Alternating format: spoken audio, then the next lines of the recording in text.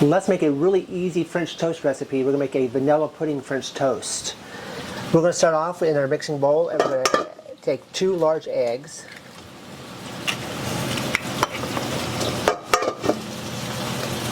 To that, we're going to add 2 cups of whole milk,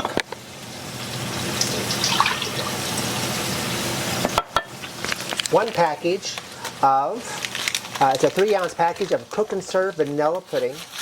Do not use the instant. You need to make sure that you use the cook and serve.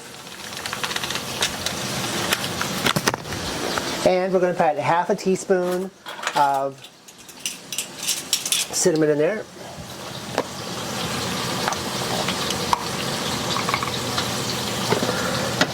I'm going to whisk that up really well.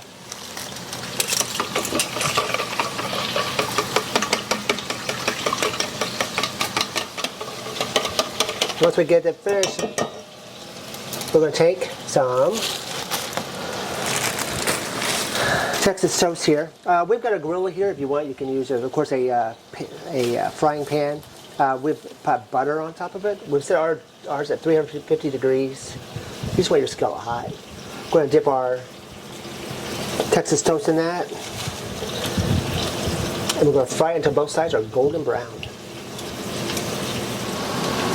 All right, we've got them nice and golden brown on both sides. We're going to take these and just stick them on a plate over here. You can top them with your favorite syrups and berries and powdered sugar. Anyway, give this delicious vanilla pudding French toast recipe a try. We think you'll like it.